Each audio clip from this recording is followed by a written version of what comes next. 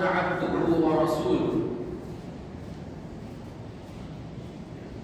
يا أيها الذين آمنوا اتقوا الله حق تقاته ولا تموتن إلا وأنتم مسلمون يا أيها الناس اتقوا ربكم الذي خلقكم من نفس واحدة وخلق منها زوجها وبث منهما رجالا كثيرا ونساء واتقوا الله الذي تساءلون به والأرحام إن الله كان عليكم رقيبا يا أيها الذين آمنوا اتقوا الله وقولوا قولا سديدا يصلح لكم أعمالكم ويغفر لكم ذنوبكم ومن يطع الله ورسوله فقد فاز فوزا عظيما أما بعد فإن خير الحديث كتاب الله وخير الهدي هدي محمد صلى الله عليه وسلم وشر الأمور محدثاتها وكل محدثة بدعة وكل بدعة ضلالة وكل ضلالة في النار وقال الله تبارك وتعالى في القرآن المجيد والفرقان الحميد أعوذ بالله من الشيطان الرجيم بسم الله الرحمن الرحيم أولئك الذين امتحن الله قلوبهم للتقوى حاضرین جمعہ سامعین کرام، تمام قسم کی تعریف و توصیف، کبریائی و بڑائی اس اللہ وحدہ لا شریک کے لیے ہے جس نے ہمیں اشرف المخلوقات کے اندر پیدا فرمایا، جس نے ہماری رشد و ہدایت کے لیے، ہماری کامیابی و کامرانی کے لیے وقتاً فوقتاً انبیاء اکرام کا سلسلہ جاری فرمایا۔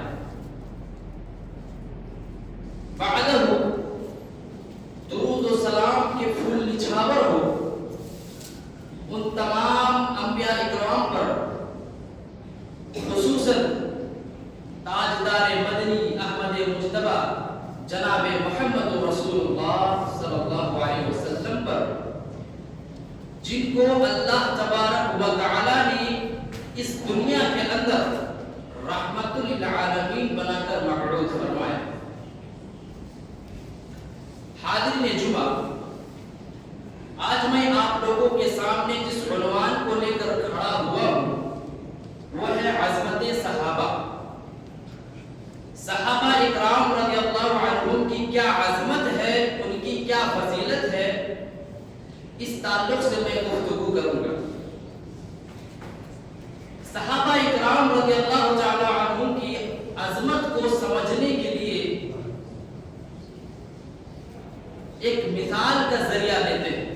ایک مثال کے ذریعے ہم صحابہ اکرام رضی اللہ تعالی عنہم اجمعین کا جو عظمت ہے ان کی عظمت کو سمجھنے کی کوشش کریں گے۔ یہاں تمام لوگ بیٹھے ہیں، بزرگ بھی ہیں، نوجوان بھی ہیں، ادھیڑ عمر کے لوگ بھی ہیں، اور اس کے اندر اسٹوڈنٹ یعنی طالب علم بھی ہے۔ تو جو پڑھے لکھے لوگ ہیں، جو بزرگ ہیں، وہ بخوبی جانتے ہیں کہ امتحان کس چیز کو کہتے ہیں اور ایگزام کس چیز کو کہا جاتا ہے۔ جو پڑھے لکھے ہیں، جو اسٹوڈنٹ ہے، جس نے اسکول و مدرسے کا دروازہ دیکھا ہے، وہ بخوبی اس چیز سے واقف ہے کہ امتحان کس چیز کو کہتے ہیں اور امتحان کے اندر ہوتا کیا ہے۔ تو جب ٹیچر اسٹوڈنٹ کا ایگزام لیتا ہے، استاد جب طالب علم کا امتحان لیتا ہے، طالب علم جو ہے وہ 1 مہینہ 2 مہینہ 3 مہینہ یا 4 مہینہ پہلے ہی اپنا تیاری کرنا شروع کر دیتا ہے. کیوں؟ اس لیے کہ امتحان ایک ایسی چیز ہے جس کے لیے تیاری کرنا ضروری ہے، اور امتحان کو ایک مشکل چیز سمجھی جاتی ہے اور ہے بھی مشکل چیز. تو ٹیچر جو اسٹوڈنٹ کا ایگزام لیتا ہے، استاد جو طالب علم کا امتحان لیتا ہے، تو طالب علم جو ہے وہ 2-4 مہینہ پہلے ہی اپنا تیاری کرنا شروع کر دیتا ہے. اللہ رب العالمین نے صحابہ اکرام کے مقدس جماعت کا امتحان لیا. اللہ رب العالمین جتنے بھی صحابہ اکرام تھے ان تمام صحابہ اکرام کا امتحان لیا، ان کا ایگزام لیا. تو جو ٹیچر جو اسٹوڈنٹ کا ایگزام لیتا ہے اور اللہ جو صحابہ اکرام رضی اللہ تعالیٰ عنہم کا ایگزام لیا، ان دونوں میں فرق کیا ہے؟ ٹیچر جو اسٹوڈنٹ کا امتحان لیتا ہے وہ علم کا امتحان ہوتا ہے، پڑھائی کا امتحان ہوتا ہے کہ دیکھا جائے، پرکھا جائے کہ جو اسٹوڈنٹ ہے، جو طالب علم ہے، اس نے کتنی حد تک پڑھائی کی ہے، اور اس چیز کو جانچنے کے لیے، اس چیز کو پرکھنے کے لیے استاد جو ہے طالب علم کا امتحان لیتا ہے، اس کا ایگزام لیتا ہے. تو کیا اللہ رب العالمین نے صحابہ اکرام کی مقدس جماعت کا جو امتحان لیا ہے وہ ان کے علم کا امتحان لیا؟ نہیں، بلکہ صحابہ اکرام کے مقدس جماعت میں سے بہت سارے صحابہ اکرام ایسے تھے جو کاتب وحی تھے، بہت سارے صحابہ اکرام ایسے تھے جو مقرر تھے. کئی ایک صحابہ ادیب گزرے، کئی ایک صحابہ محدث کہلائے، کئی ایک صحابہ اکرام رضی اللہ تعالی عنہ اپنے زمانے کے فصاحت و بلاغت کے امام کہلاتے تھے. تو کیا اللہ رب العالمین نے ان کے علم کا امتحان لیا؟ بلکہ کئی ایک صحابہ ایسے بھی تھے جو نہ خطیب تھے، نہ مقرر تھے، نہ وہ کاتب وحی تھے، بلکہ یوں کہہ لیجئے کہ وہ کچھ نہیں جانتے تھے. اس کے باوجود بھی اللہ رب العالمین نے صحابہ اکرام کا جو امتحان لیا، اس امتحان کے اندر پورے کے پورے صحابہ اکرام اتر گئے. تو اللہ رب العالمین نے کس چیز کا امتحان لیا؟ آئیے اس چیز کو قرآن کے اندر دیکھتے ہیں.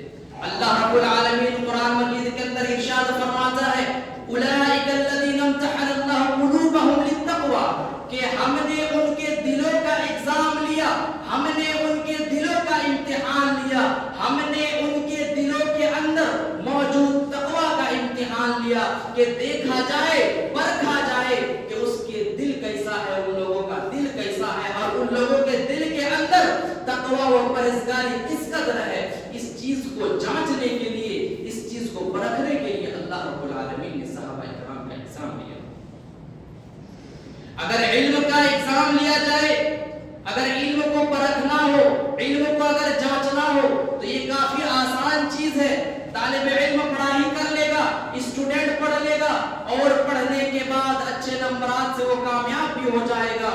لیکن اگر یہی معاملہ دل کا ہو تو یہ کافی مشکل چیز ہے.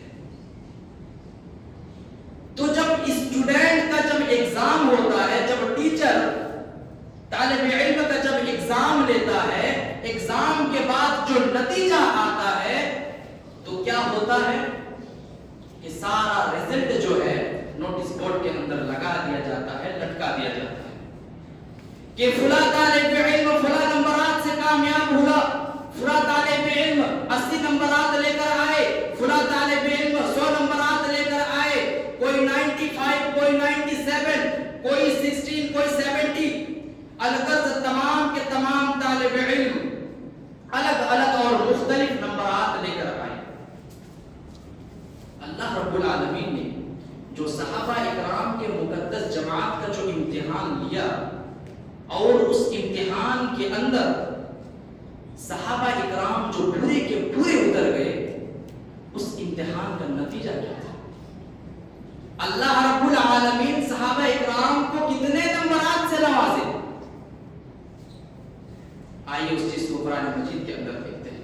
अल्लाह रब्बुल आलमीन सूरत तौबा आयत नंबर 100 के अंदर इरशाद फरमाता है, वस्साबिकूनल अव्वलूना मिनल मुहाजिरीन वल अंसार वल्लज़ीना इत्तबअूहुम बिइहसान रज़ियल्लाहु अन्हुम व रज़ू अन्हु व अअद्द लहुम जन्नातिन तजरी तहतल अनहार खालिदीन फीहा अबदा ज़ालिकल फौज़ुल अज़ीम।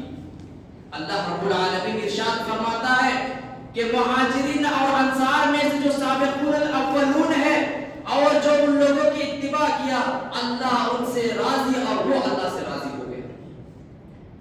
अल्लाह रब्बुल आलमीन आगे इरशाद फरमाता है, वअअद्द लहुम जन्नातिन तजरी तहतल अनहार खालिदीन फीहा अबदा, और उन लोगों को ऐसे जन्नत के अंदर दाखिल किया जाएगा, ऐसे बाग के अंदर दाखिल किया जाएगा, ऐसे बगीचे के अंदर दाखिल किया जाएगा जिसके नीचे नहरें जारी हो, जिसके नीचे नहरें बहती हो।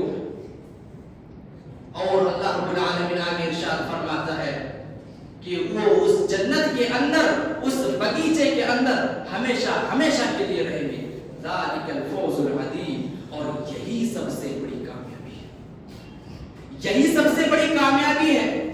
इस आयत के अंदर गौर करने का मकाम है कि अल्लाह रब्बुल आलमीन किस चीज को सबसे बड़ा कामयाबी कह रहा है कि जो अल्लाह से और वो अल्लाह से राजी हो जाए, ये सबसे बड़ी कामयाबी है दुनिया के अंदर।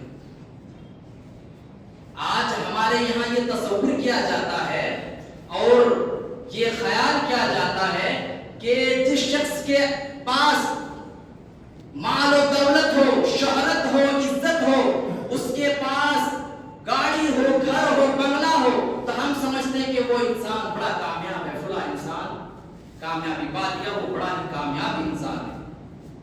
आज हम यही तस्वीर करते हैं कि जो दुनिया में सबसे ज्यादा आगे बढ़ गया वही कामयाब हो गया, हालांकि ऐसा नहीं है।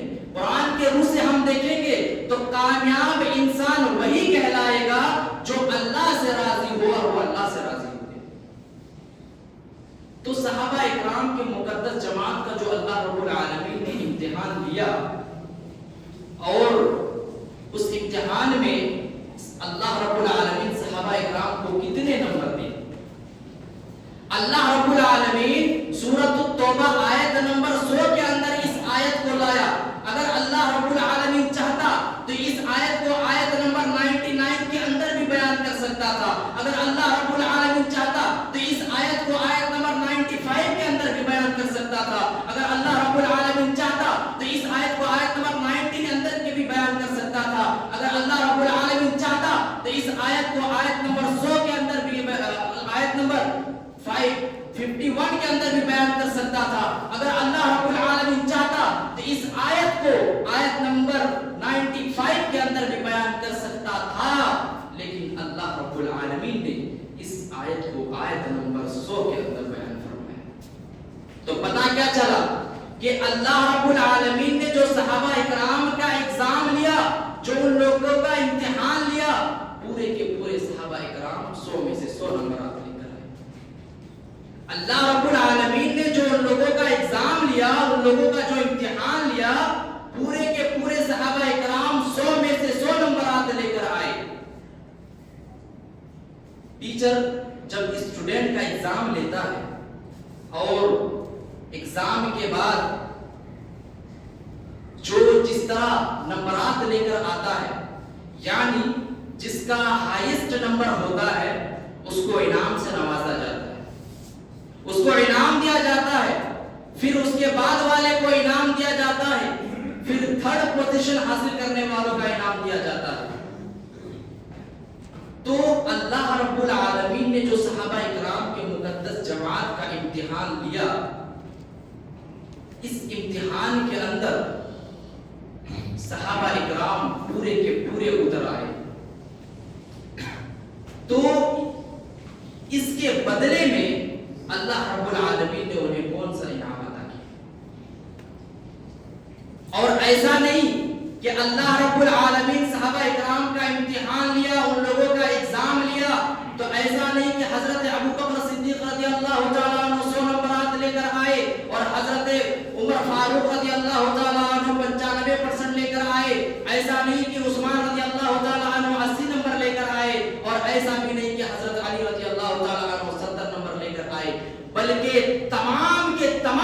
صحابہ کرام رضی اللہ تعالی عنہم اجمعین پورے کے پورے 100 نمبر لے کر آئے. تو جب اسٹوڈنٹ کا جب ایگزام لیا جاتا ہے اور جب رزلٹ نکلتا ہے, جب نتیجہ سامنے آتا ہے اور اس میں سے سب سے زیادہ نمبر جس کا ہوتا ہے, سب سے ہائیسٹ رینک جس کا ہوتا ہے, اس کو انعام دیا جاتا ہے, انعامات سے نوازا جاتا ہے. تو یہاں اللہ رب العالمین نے جو صحابہ اکرام کے مقدس جماعت کا جو امتحان لیا اور اس امتحان کے اندر صحابہ اکرام پورے کے پورے اتر گئے, تو اللہ رب العالمین اس کے بدلے میں 100 میں سے 100 نمبرات لانے کے بدلے میں اللہ رب العالمین صحابہ اکرام کو کیا کیا. آئیے اس چیز کو بھی قرآن کے اندر دیکھتے ہیں. اللہ رب العالمین قرآن مجید کے اندر ارشاد فرماتا ہے رضی اللہ عنہم ورضوا عنہ, کہ اللہ ان سے اور وہ اللہ سے راضی ہو گئے. یہ ہے صحابہ اکرام کا انعام, ان لوگوں کا امتحان کا جو نتیجہ تھا اور نتیجے میں ان لوگوں کا جو انعام ملنا چاہیے تھا, اللہ رب العالمین نے انہیں رضی اللہ عنہم ورضوا عنہ سے مرتب کر دیا. کتنی بڑی چیز ہے یہ, دنیا میں اس سے بڑی اور کوئی دولت نہیں ہو سکتی کہ جو انسان دنیا میں رہے اور دنیا کے اندر رہ کر اپنے رب کو راضی کر لیا, وہ اپنے رب سے راضی ہو جائے. تو اللہ رب العالمین نے صحابہ اکرام کو جو انعام دیا رضی اللہ عنہم ورضوا عنہ, کہ اللہ ان سے اور وہ اللہ سے راضی ہو گئے.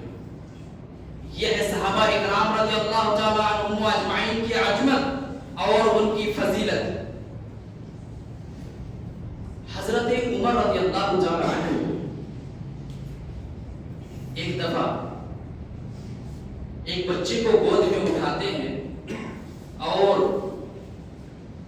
محبت اور شفقت بھری ایک بوسہ دیتے ہیں. اس بچے کی پیشانی میں ایک بوسہ دیتے. یہ منظر ملک شام کا ایک گورنر دیکھ رہا تھا. امیر المومنین کے دربار میں ملک شام کا گورنر بھی موجود تھا. وہ یہ سارا منظر دیکھ رہا تھا. جب اس نے دیکھا کہ امیر المومنین خلیفۃ المسلمین ایک چھوٹے سے بچے کو گود میں اٹھا کر اس کو بوسہ دے رہا ہے, تو ملک شام کا گورنر مسکرانے لگا, ہنسنے لگا.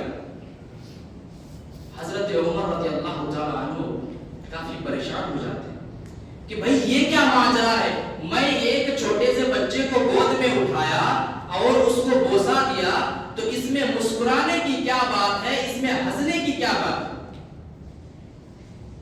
جب امیر المومنین حضرت عمر رضی اللہ تعالی عنہ نے اس گورنر سے پوچھا کہ اس میں ہنسنے کی کیا بات ہے, تو ملک شام کا گورنر وہ کہتے ہیں کہ اے امیر المومنین, آپ خلیفہ ہو کر, آپ امیر المومنین ہو کر ایک چھوٹے سے بچے کو بوسہ دے رہے ہیں. ہمارے ملک شام یعنی ہمارے ملک شام کے اندر تو یہاں اس طرح کی رسم و رواج موجود نہیں ہے. ہمارے یہاں تو کوئی اس طرح نہیں کرتا ہے کہ اپنے بچوں کو اٹھا کر وہ بوسہ دیتا ہو یا اپنے بچوں کو اٹھا کر وہ محبت کرتا ہو, اس کے پیشانی میں بوسہ دیتا ہو. ہمارے یہاں تو اس طرح کی رسم و رواج موجود نہیں ہے. حضرت عمر رضی اللہ تعالی عنہ ملک شام کا جائزہ لیا. ملک شام کا جائزہ لینے کے بعد حضرت عمر رضی اللہ تعالی عنہ کو معلوم ہوا کہ واقعی ملک شام کا جو گورنر تھا اور جو وہ بات یہ کہہ رہا تھا کہ ہمارے ملک شام کے اندر اس طرح کی چیزیں موجود نہیں ہے, تو امیر المومنین حضرت عمر رضی اللہ تعالی عنہ نے اس گورنر کو گورنر سے دستبردار کر دیا. اس گورنر کو گورنری کے پوسٹ سے ہٹا دیا. اس گورنر کو گورنر سے ہٹا دیا. وہ گورنر کافی پریشان ہو جاتا ہے اور پریشان حال میں پھر امیر المومنین حضرت عمر رضی اللہ تعالیٰ عنہ کے دربار میں آتا ہے اور آنے کے بعد عرض کرتا ہے کہ اے امیر المومنین, مجھے گورنری کا کوئی شوق نہیں ہے, بس میں اس وجہ سے بے چین ہوں، اس وجہ سے میں بیتاب ہوں کہ میں جاننا چاہتا ہوں کہ مجھے کس لیے نکالا گیا، مجھے گورنری کے پوسٹ سے جو دستبردار کر دیا گیا اس کی کیا وجہ تھی؟ میں بس یہ وجہ جاننا چاہتا ہوں۔ اس وجہ کو جاننے کے لیے میں آپ کے خدمت میں حاضر ہوں۔ حضرت عمر رضی اللہ تعالیٰ عنہ بیان کرتے ہیں کہ ایک گورنر ہو کر جو ایک چھوٹے سے بچے کے چہرے پر مسکراہٹ نہیں لا سکتا، ایک چھوٹے سے بچے کے ہونٹوں میں مسکراہٹ اور مسکان نہیں لا سکتا، تو بھلا مجھے بتاؤ وہ عوام الناس کے چہرے پر مسکراہٹ کیسے لائے گا؟ وہ عام آدمی کے چہرے پر مسکراہٹ کیسے لائے گا؟ وہ عام آدمی کو خوش کیسے کرے گا؟ وہ اپنے رعایا کا خوش کیسے کرے گا؟ میں اس لیے تجھے گورنری سے نکال دیا، گورنری سے دستبردار کر دیا۔ میرے پیارے بھائیوں، بزرگوں، دوستوں، یہ صحابہ کی عظمت ہے اور ان کا مقام و مرتبہ ہے کہ ایک چھوٹی سی چیز کے لیے بھی وہ نظر انداز نہیں کرتے تھے، ایک چھوٹی سی چیز جو ہوتی ہے اس کو بھی نظر انداز نہیں کیا کرتے تھے۔ اور ایک واقعہ دیکھتے ہیں، حضرت عمر رضی اللہ تعالی عنہ کا ہی واقعہ۔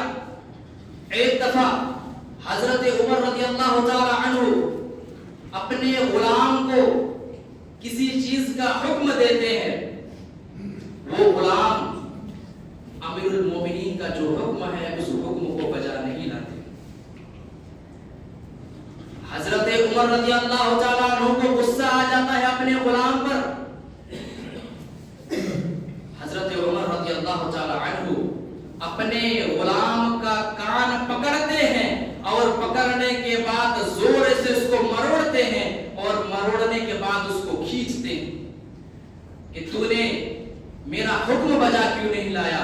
میں تجھے جس چیز کا حکم دیا تھا اس چیز کو تو نے پورا کیوں نہیں کیا؟ یہ بات اللہ کے نبی جناب محمد رسول اللہ صلی اللہ علیہ وسلم تک پہنچ جاتی ہے۔ سارے صحابہ نبی صلی اللہ علیہ وسلم کے دربار پہ بیٹھے ہیں، یہ بات نبی صلی اللہ علیہ وسلم تک پہنچ جاتی ہے کہ حضرت عمر رضی اللہ تعالی عنہ نے اپنے غلام پر ظلم کیا۔ جب یہ بات نبی صلی اللہ علیہ وسلم کو پتہ چلتا ہے تو اللہ کے نبی جناب محمد رسول اللہ صلی اللہ علیہ وسلم امیر المومنین عمر بن خطاب رضی اللہ تعالی عنہ سے مخاطب ہوتے ہیں اور فرماتے ہیں کہ اے عمر، جس طرح تو اپنے غلام پر قدرت رکھتا ہے، جس طرح تو اپنے غلام پر اختیار رکھتا ہے، جس طرح تو اپنے غلام پر طاقت و قدرت رکھتا ہے، یاد رکھنا اس سے بھی زیادہ طاقت و قوت، اس سے بھی زیادہ قدرت اللہ رب العالمین تیرے اوپر رکھتا ہے۔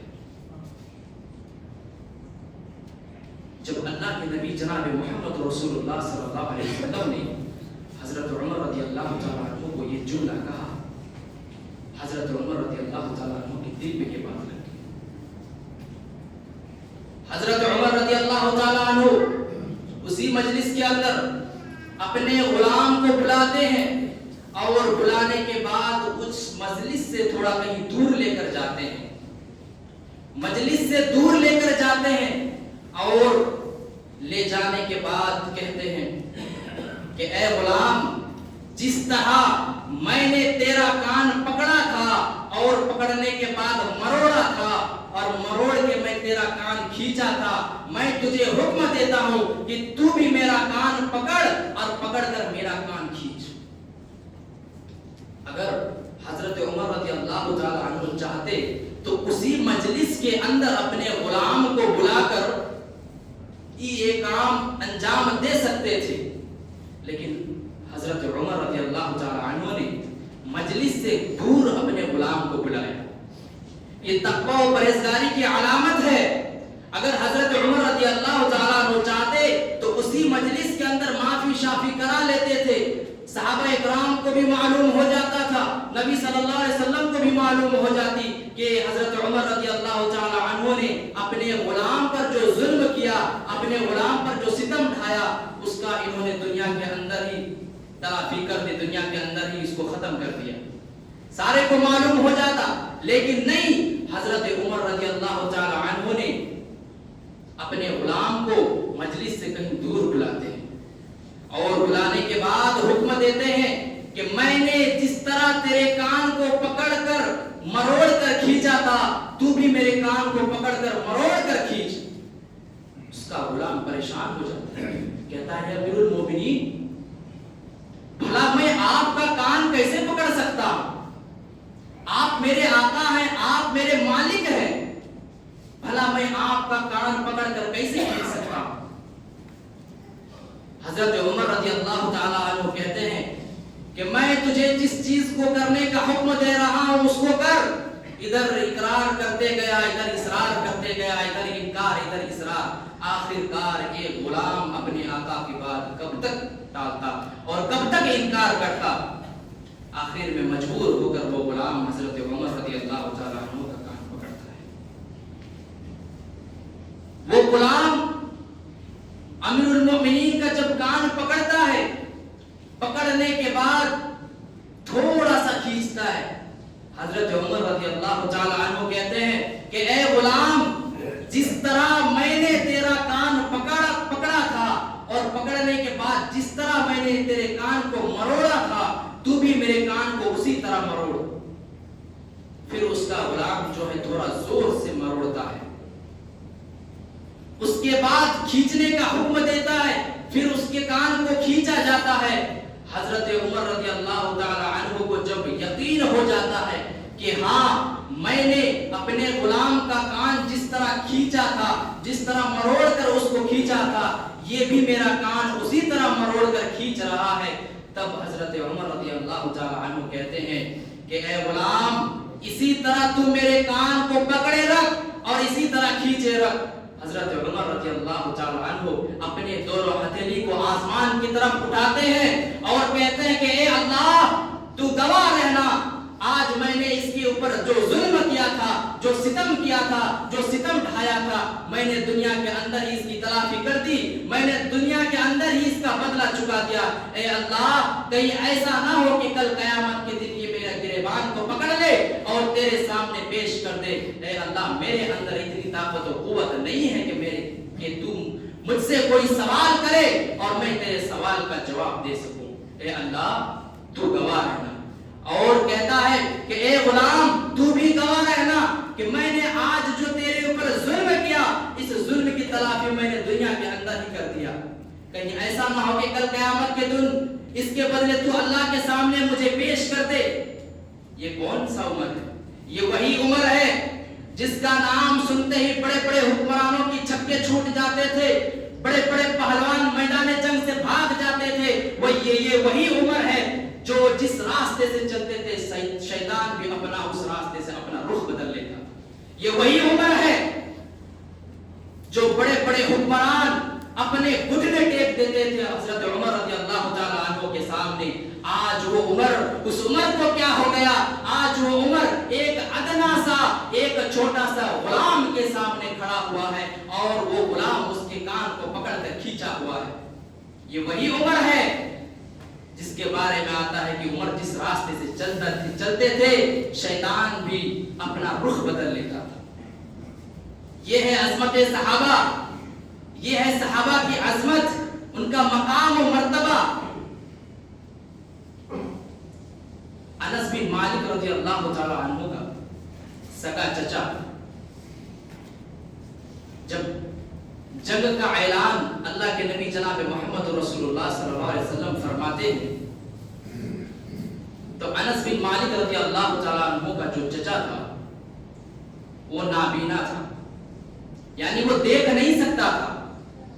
جب اس کے کان میں نبی صلی اللہ علیہ وسلم کی یہ بات آئی اور ان کے کانوں سے جب یہ بات ٹکرائی کہ اللہ کے نبی جناب محمد رسول اللہ صلی اللہ علیہ وسلم نے جنگ کے لیے بلایا ہے، وہ نابینا صحابی اپنا تلوار اٹھاتا ہے اور میدان جنگ کی طرف نکل جاتا ہے۔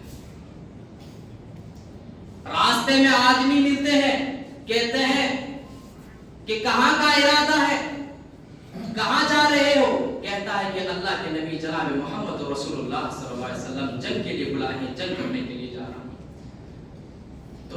صحابی کہتے ہیں کہ لیس علی العمی حرج، کہ اندھے کے لیے تو رخصت ہے، اندھے کے اوپر تو واجب بھی نہیں ہے کہ اس کے لیے جہاد کرنا ضروری ہے۔ تو وہ کہتا ہے، انس بن مالک رضی اللہ تعالی عنہ کے چچا کہتے ہیں کہ ہٹ جاؤ میرے راستے سے، مجھے نہ روکو، بس میں یہ چاہتا ہوں کہ نبی صلی اللہ علیہ وسلم کے پاس جو تیر آئے میں اس کے سامنے کھڑا ہو جاؤں گا، میں نبی صلی اللہ علیہ وسلم کے سامنے کھڑا ہو جاؤں گا۔ اللہ اکبر۔ وہ صحابی نابینا ہے، دیکھ نہیں سکتا۔ جب لوگوں نے پوچھا کہ تو دیکھ نہیں سکتا، تو جنگ کیسے لڑے گا، تو کیسے مارے گا کافروں کو؟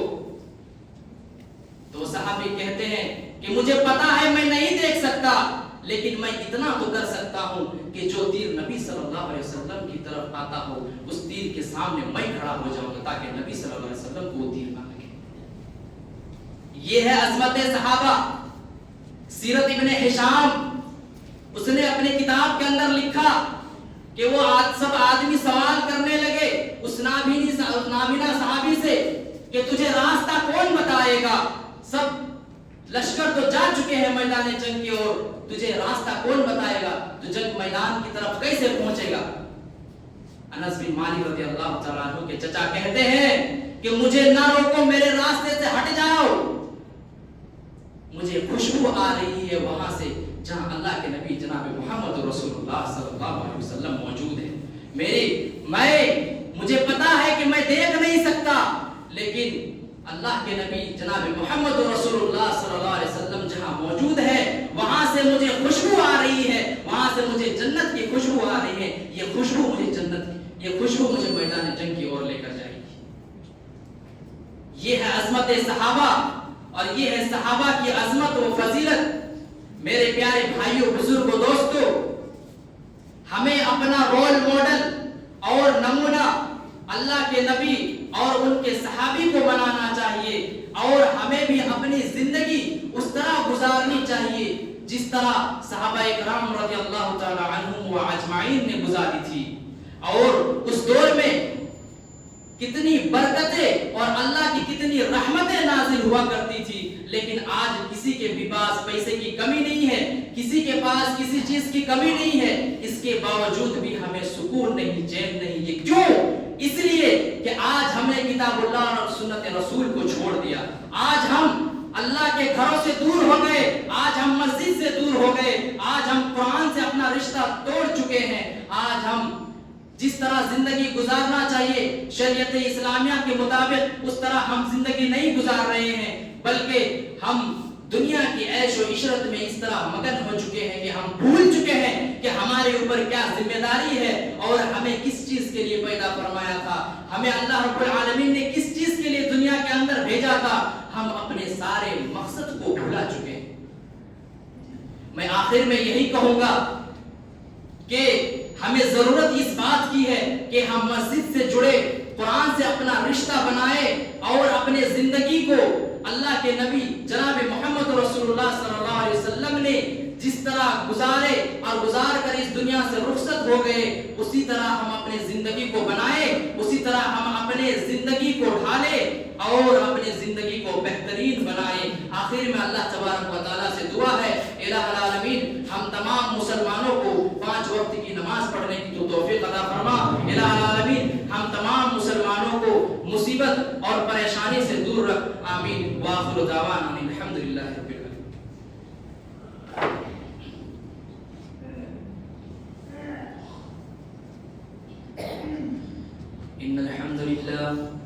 إن الحمد لله نحمده ونستعينه ونستغفره ونعوذ بالله من شرور أنفسنا ومن سيئات أعمالنا، ومن يهده الله فلا مضل له ومن يضلل فلا هادي له، وأشهد أن لا إله إلا الله وحده لا شريك له، وأشهد أن محمدا عبده ورسوله۔ يا أيها الذين آمنوا صلوا عليه وسلموا تسليما، ربنا آتنا في الدنيا حسنة وفي الآخرة حسنة وقنا عذاب النار۔ اللهم صل على محمد وعلى آل محمد كما صليت على إبراهيم وعلى آل إبراهيم إنك حميد مجيد۔ اللهم بارك على محمد وعلى آل محمد كما باركت على إبراهيم وعلى آل إبراهيم إنك حميد مجيد۔ عباد الله يرحمكم الله، عند عيد القربى وينهى عن الفحشاء والمنكر والبغي يعظكم لعلكم تذكرون